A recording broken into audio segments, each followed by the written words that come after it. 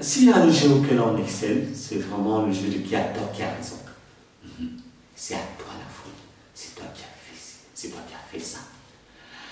Et c'est un jeu qui nous amène généralement droit vers le conflit. Généralement, on y est en plein temps. Et pour y arriver, pour être en plein dans ce conflit-là, j'ai identifié 3 marches par lesquelles nous passons en fait. La première marche, c'est argumentation. J'argumente. Moi, je pense que j'ai raison, je pense que l'autre a tort, et j'essaie d'apporter tous les arguments nécessaires pour prouver que l'autre a tort et que moi j'ai raison.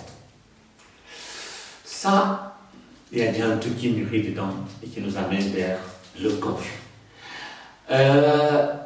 Et comme personne, en fait, j'exagère peut-être en disant personne, et comme on sait généralement, on n'aime pas avoir tort. Ce que l'autre va faire, c'est d'essayer de contre-argumenter. Et c'est ça en fait. Lui aussi va venir avec des contre-arguments. Non, c'est moi qui ai raison, voilà, je vais te démontrer que c'est toi qui as tort, et moi je vais te montrer que c'est là. On est reparti argument contre argument. Quand ça ne marche pas, on a souvent une deuxième marche, laquelle on va franchir. C'est peut-être que quand on commence à manquer d'arguments, on commence à être à court d'arguments, parfois on va jusqu'à la menace. Tu commences à menacer.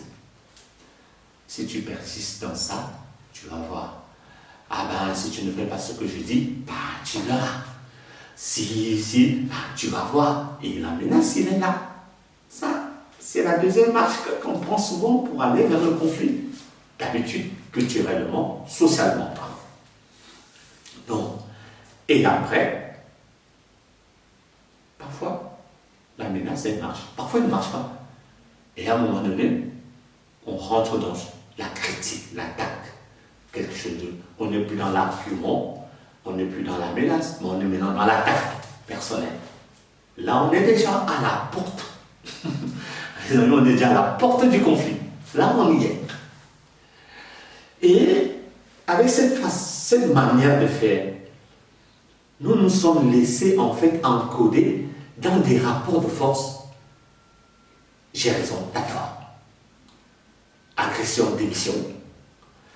Domination, soumission. Manipulation, séduction. Ça, on excelle là-dedans.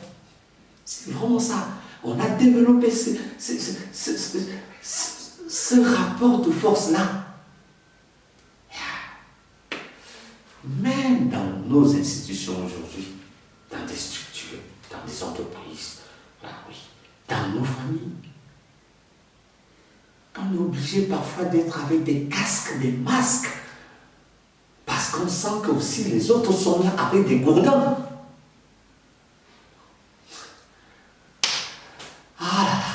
C'est un vieux logiciel. C'est un vieux logiciel.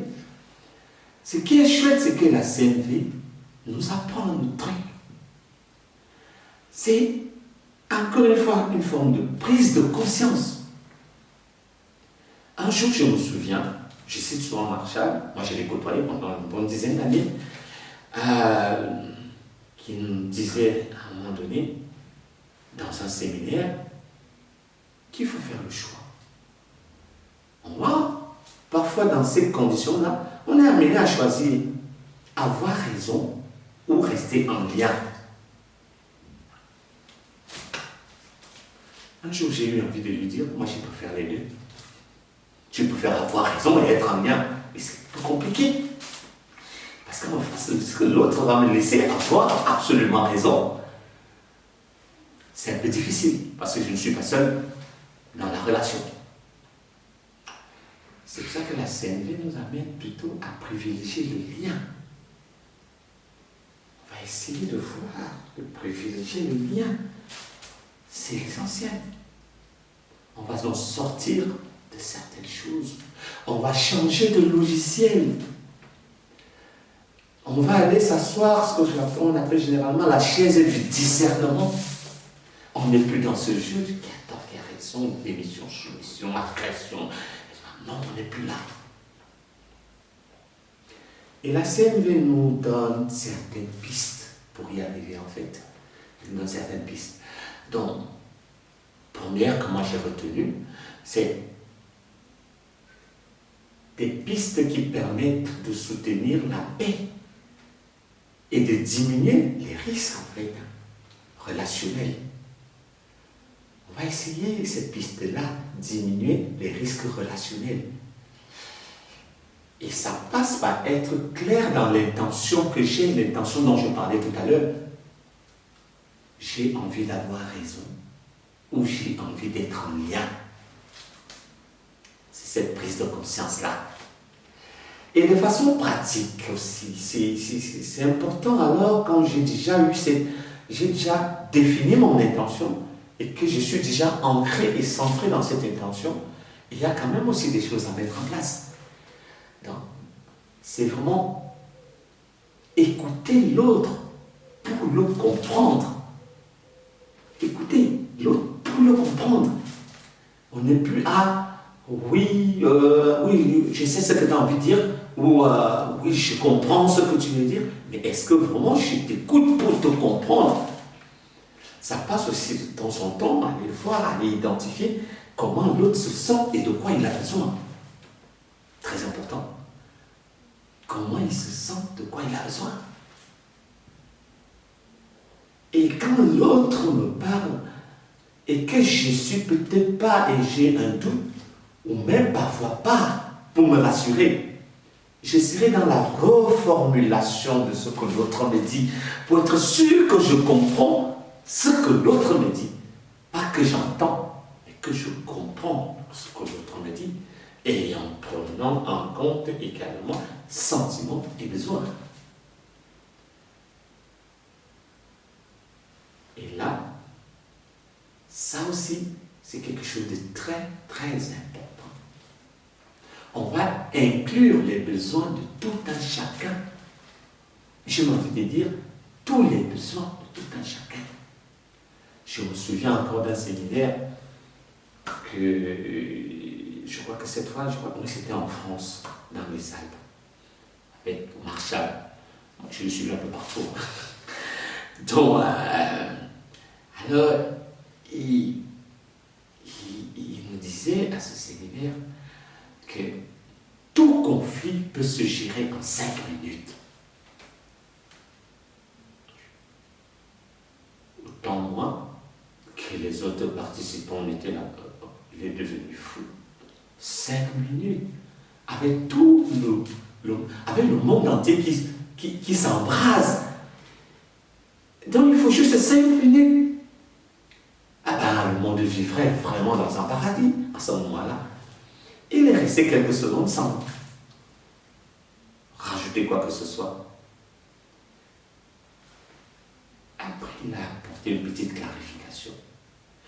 À partir du moment où tous les besoins de tout un chacun sont identifiés et entendus. Waouh, ça change tout. La compréhension mutuelle des besoins, c'est le centre. Et là, vous voyez peut-être le geste que je suis en train de faire. J'ai un collègue, Thomas Desambou, qui dit qu'il y a un nouveau continent peut-être à créer, à avoir. C'est ce continent qu'on va appeler le continent de la rencontre. Et ça part de là, compréhension mutuelle des besoins et prise en compte des besoins des uns et des autres. C'est ce qui peut créer ce continent qui s'appelle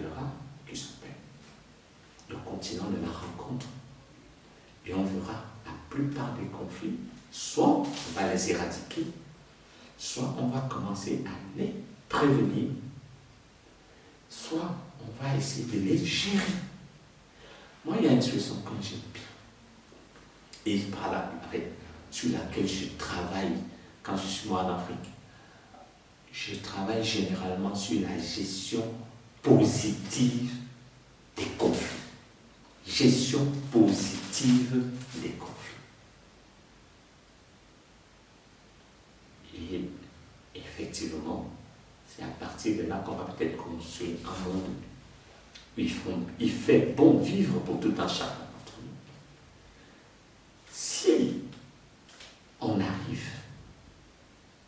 inclut les besoins de tout un chacun.